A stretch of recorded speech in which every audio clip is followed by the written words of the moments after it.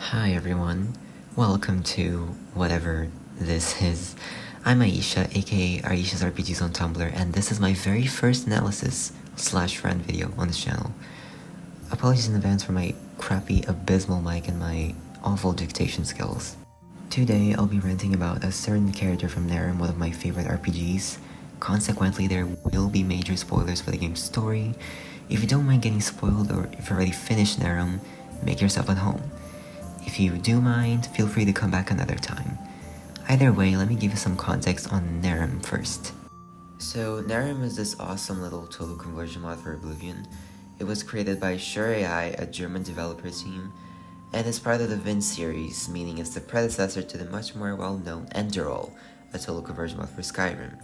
Now, I personally prefer describing the Vin games as full-on RPGs rather than total conversion mods because they actually have their own universe and its matching lore, and have absolutely nothing to do with the Elder Scrolls franchise, other than a few terms and elements they might happen to use. I'm not gonna go super in-depth about those subjects because other YouTubers have covered it way better than I possibly could, and if you've never heard of or played Nehrim before, I highly suggest you check out some videos to learn more about it. Anyway, back on topic. The character I want to discuss in particular is Kim, a recurring side character / companion. Kim is essentially the main romance and love interest of the game, and they happen to fall under the trope of the player's gender determining their gender. It's kind of what Fable 3 does with Elise and Elliot. Anyway, I'll be using they/them pronouns when referring to Kim. And before we go any further, I just want to clarify that I don't hate Kim in the slightest. In my case, I have mixed but mostly positive feelings about them due to their writing itself, which I think prevented them from really standing out as a top-tier character. Now, let me give you a brief rundown of Kim and their backstory.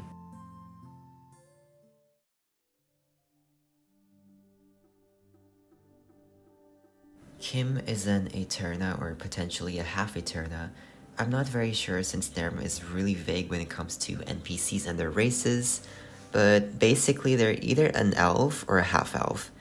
They're male if the player is female, and vice versa. Kim's backstory boils down to them growing up in a very religious family with an abusive father that would beat them when they failed to perfectly memorize the doctrines of the seven gods, aka the Lightborn. Nehrim doesn't do the most stellar job when it comes to explaining the gods themselves or giving them any kind of spotlight, while Enderall improved upon this significantly, but just know that there are many confusing plot points and retcons throughout Nehrim and Enderall. Anyway, for whatever reason, a revolt happens and Kim's parents either vanished or were killed by presumably people who were against the Lightborn and his followers. Kim sees this as a divine test of sorts to prove themselves and wanders off. But they unfortunately meet a very bad crowd and somehow get sold into slavery, where they're tortured, beaten, and forced to work every day. Kim still seems to keep their religious faith even at this point, despite being forced into it by their father.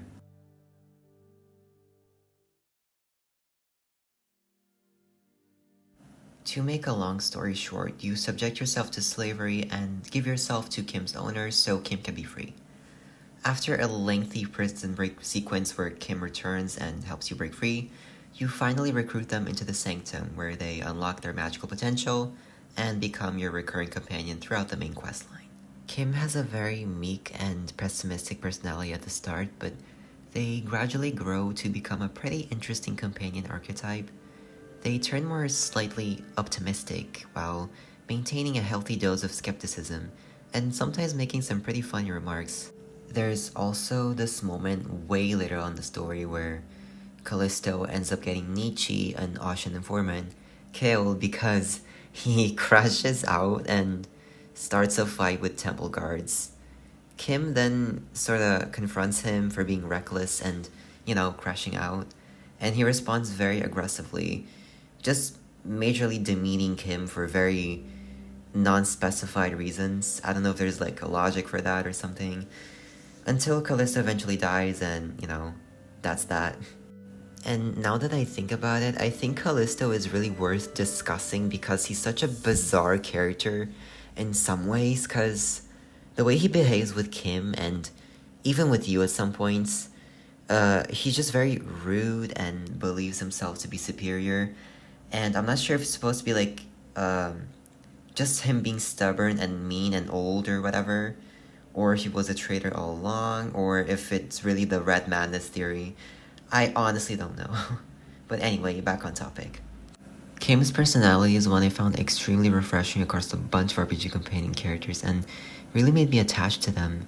They felt like a very loyal and level-headed friend, which is exactly the type of personality that's gonna get most players hooked on a character in the first place.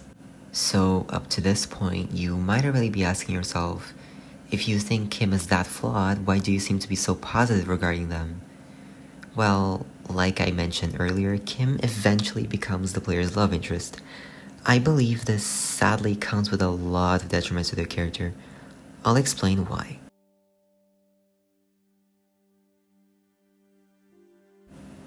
So, Kim gradually becomes extremely attached and essentially idolizes the player. It doesn't happen right away, but the more you play through the questline, the more you'll have certain interactions with Kim that are definitely meant to be romantic. The first major gripe I have with this is that the player options are severely lacking. You typically have like two responses when these moments show up, and you can either be nice, meaning that you're accepting Kim's advances and reciprocating, or you can be a jerk, meaning you don't accept Kim's advances but you're also just being mean to them for the sake of your character being mean. So, unfortunately, this approach to Kim's romance just kind of tunnels you into romancing Kim or being a cruel asshole to them, with no in-between alternatives such as being completely platonic or just supportive and friendly without any romantic intent. Another major problem is that being mean to Kim changes absolutely nothing in the story or their dialogue. There's several moments where Kim still constantly tries to express her feelings as if you've been reciprocating them as well, like they just completely forgot you were being a jerk to them before.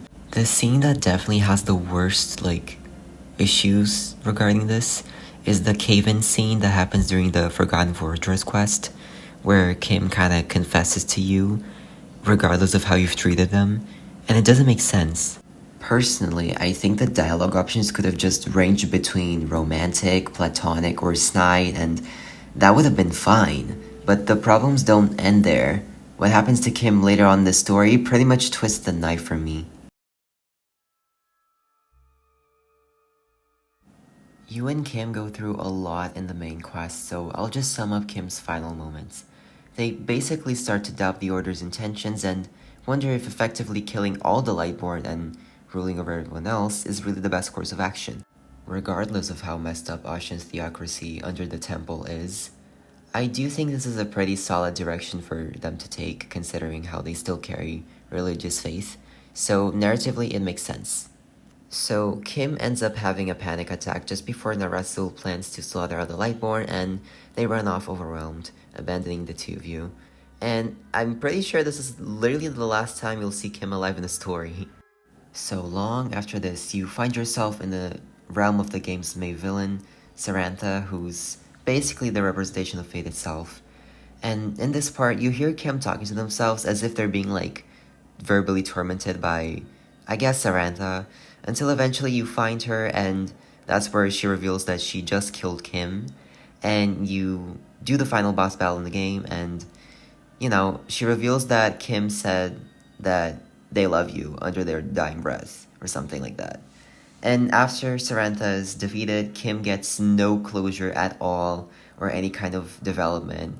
They're not even, revived or anything. That's just how it ends for them.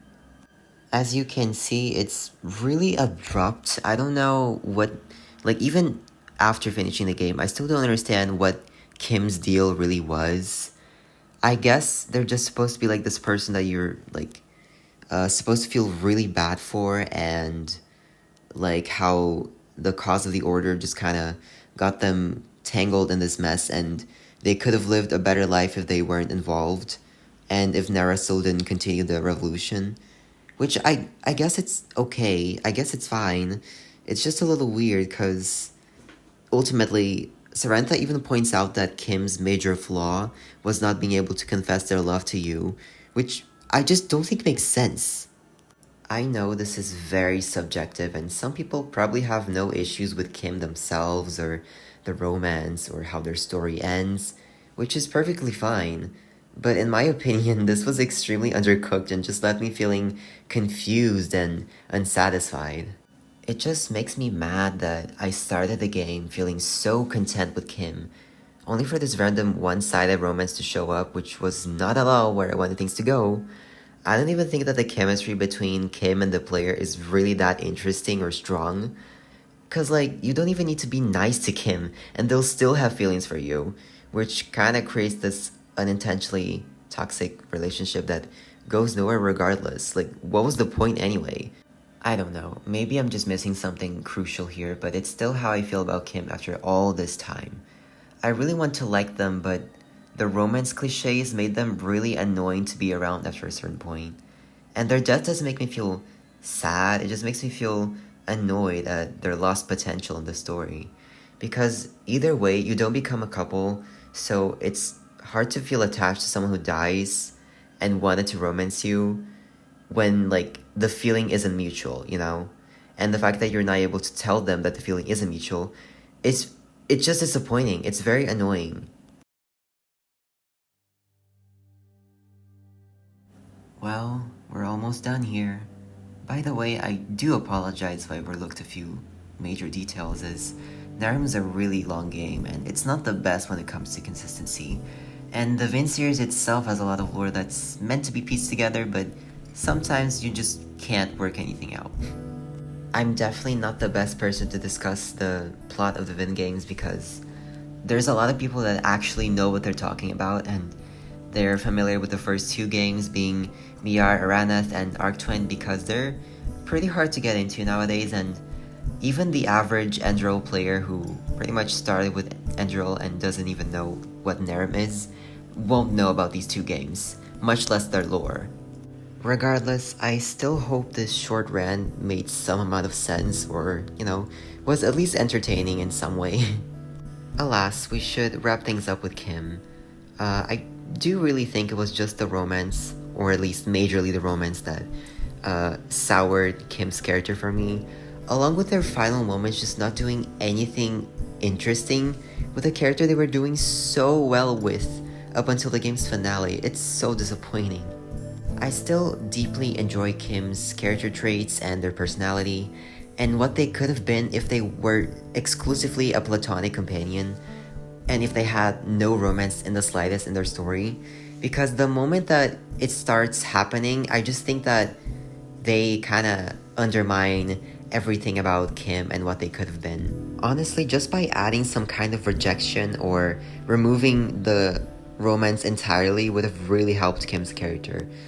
It's even weirder to me because Arc has a similar kind of romance, like love triangle, edgy, unrequited love type thing going on. And even he gets some kind of better conclusion than Kim does. Kim just fucking runs away and dies. Like, I'm sorry, that is so boring, dude. I feel like if Kim wasn't planned to be the love interest from the very start of Nehrim's development, they would have felt a bit fresher in terms of being an amazing platonic companion, but I also think they could have added more stakes in the Revolution plot and been an even more interesting moral compass in the game's story. But yeah, that didn't happen, so we're kinda stuck with this version of the story. Of course, we can always just write fanfic. But yeah, thank you so much for watching. If you want to see more stuff like this, then like, comment, and subscribe. My Tumblr blog also has a lot of similar rants to this one if you're interested in checking it out. I did some for Neverwinter Nights 2 and a few ones for Nehrim as well. And I'll probably make more videos like this one, I'm not gonna lie. Maybe like more Nehrim stuff, or maybe something completely different, I don't know. Anyway, I'll see you later, my fellow gremlins. Walk blessed and stay safe!